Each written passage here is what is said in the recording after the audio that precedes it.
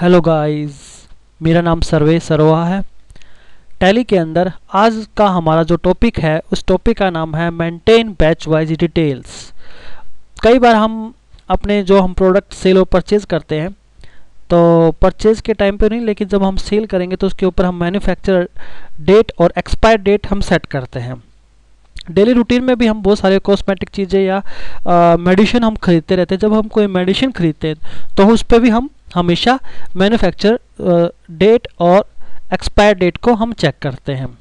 यही काम आज हम टैली के अंदर करना सीखेंगे। ये जो ऑप्शन है या फीचर्स है ये आपके इन्वेंट्री से रिलेटेड है, तो ये इन्वेंट्री में ही जाके हमें कुछ फीचर्स को ऑन करना पड़ेगा इस प्रैक्टिकल को परफॉर्म करने के लिए। तो हम यहाँ पे पहले फीचर्स को ऑन कर लेते हैं। तो F11 प्रेस करना है। इसके बाद हम जाएंगे इन्वेंट्री फीचर्स पे। इसके नीचे यहाँ पे है हमारा मेंटेन बैच वाइज डिटेल्स। इस ऑप्शन को आपको यहाँ पे यस करना है। एक्सपायर डेट हम यहाँ पे सेट करना चाहते हैं तो भी हमें इस ऑप्शन को यस करना पड़ेगा और कंट्रोल A से आप इसे सेव कर दीजिए। अब हम अपने आइटम क्रिएट करेंगे। Inventory information, stock, item, create, और यहाँ पे मान लो हमने एक आइटम क्रिएट कर दिया पेप्सोडेंट के नाम से।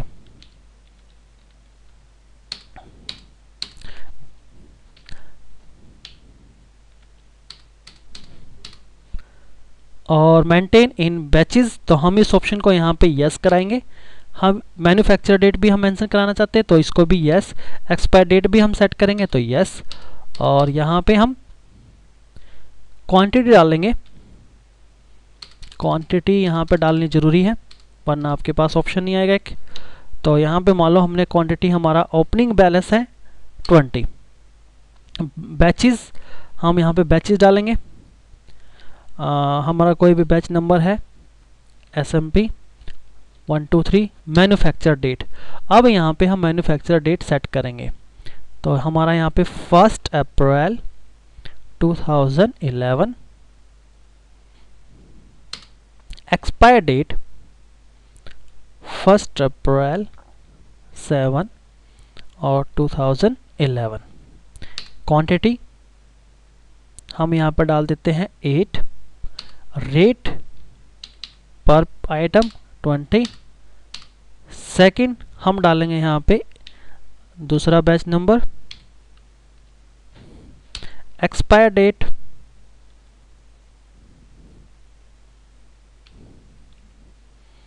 और मैन्युफैक्चर डेट हम दोनों यहाँ पे मेंशन करेंगे।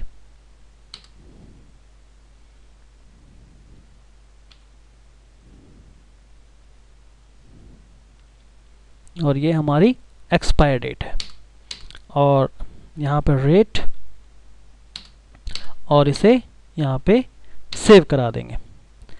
सेव करने के बाद हम एक बार अपना चेक भी कर लेते हैं। तो डिस्प्ले के अंदर हमारा इन्वेंट्री बुक, और यहाँ पे हमारा बैचेस के अंदर पेप्सोडेंट, और जिस बैच को आप चेक करना चाहते हो तो हमारा यहाँ पे दिखा भी रहा है। तो ये आपका नाम है बैच का, और मैन्युफैक्चर डेट 1 जुलाई 2011, और एक्सपायर डेट इसने दिखा है 2013 में, और SMP एक्सपायर डेट हमारी जुलाई के अंदर है 1 जुलाई। तो हम जिसका भी चेक करना चाहते हैं एंटर प्रेस कीजिए। तो हमारा ओपनिंग बैलेंस 12 पीसीज है, और ये वैल्यू है आउटवर्ड्स में नील दिखा रहा है, मतलब अभी तक हमने अपने आइटम को सेल नहीं किया है।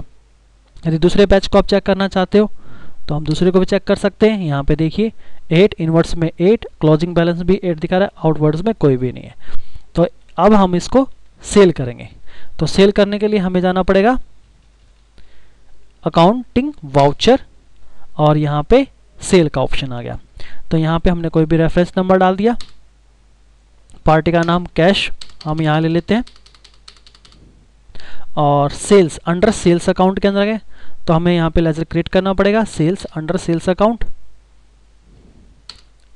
और इसे सेव करा देते हैं। आइटम का नाम पेप्सोडेंट, एंटर। तो आपसे यहाँ पे पूछेगा कि किस बैच में से आप सेल कराना चाहते हो। तो मान लो हमने यहाँ दिखा रहा है ये वाला, क्योंकि इस वाले की एक्सपायर डेट 1 जुलाई 2011, इस वाले की 1 जुलाई 2013। तो दोनों का भी अभी तक हमारा कोई भी आइटम एक्सपायर नहीं हुआ है, तो दोनों को यहाँ पे शो कर रहा है। तो हम यहाँ पे इस आइटम को ले लेते हैं एंटर। क्वांटिटी, कितनी क्वांटिटी हम सेल करना चाह रहे हैं 5। रेट हमने यहाँ पे डाल दिया 300 और अमाउंट और एंटर, और ये हमारा सेल कर दिया। तो हमारा स्टॉक में से भी कम हो जाएगा। एक बार चेक कर लेते हैं। डिस्प्ले, डिस्प्ले के बाद इन्वेंट्री और यहाँ पे बैचेस और पेप्सोडेंट हमने सेल किया इस वाले को, तो यहाँ पे हमने दिखा दिया। टोटल हमारे पास इनवर्ड्स में हमारे पास 8 पीसेस थे, आउटवर्ड्स में हमने 5 पीस सेल कर दिए, क्लोजिंग हमारे पास 3 पीसेस है। सोनीपत जो हमारा बैच नंबर सोनी SNP के अंदर इस टाइम पे हमारा जो पीसेस जो क्लोजिंग स्टॉक है वो है 3 पीसेस का, और आज डेट है 1 अप्रैल। मान लो इसकी जो लास्ट एक्सपायर डेट है वो 1 जुलाई 2011 है, और यदि ये मतलब 1 जुलाई के बाद तो हमारा ये स्टॉक एक्सपायर हो जाएगा। अब एक्सपायर हो जाएगा तो हम बाय डिफ़ॉल्ट इसको सेल भी नहीं कर पाएंगे क्योंकि वहाँ पे ये विजिबल नहीं होगा। तो हम इसको चेक कर लेते हैं। तो हम यहाँ पे एक बार डेट को चेंज कर देते हैं। तो डेट चेंज करने के लिए आपको F2 प्रेस करना पड़ेगा और हम यहाँ पे डेट चेंज कर देते हैं।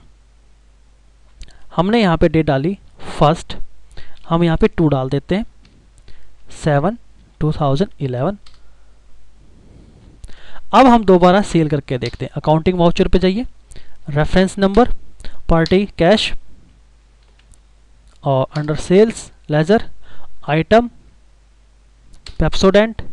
यहाँ देखिए जो हमारा बैच नंबर SNP से स्टार्ट हो रहा था वो यहाँ पे शो नहीं हो रहा क्योंकि वो एक्सपायर हो चुका है और आज हमारी 2 जुलाई है, तो वो एक्सपायर 1 जुलाई को ही हो गया था, तो वो आइटम यहाँ पे शो नहीं होगा। हम इसको ही सेल करा सकते हैं। यदि आप ऐसा करना चाहते जो चीज़ एक्सपायर हो चुकी है उसको वापस आप यहाँ पे चेक करना चाहते हैं तो उसके लिए भी हमें एक फीचर्स को ऑन करना पड़ता है। इसके लिए आपको F12 के अंदर यहाँ पे हमारा ऑप्शन होता है ये वाला एक्सपायर डेट एलेज ऑफ 4 बैचेस। तो इस ऑप्शन को आपको यहाँ पे नो कराना है। जो प्रोडक्ट आपका एक्सपायर हो चुका है वो भी आपका विजिबल है, उसके बाद आप उसको सेल कराना चाहो या ना चाहो वो आपके ऊपर डिपेंड करता है। तो देखते हैं एक बार। देखिए हमारा सोनीपत का भी आ चुका है SNP, लेकिन एक्सपायर डेट यहाँ पे हो चुकी है। अब यदि हम सेल करवाना चाहे तो सेल भी करा सकते हैं, ऐसा कुछ नहीं है।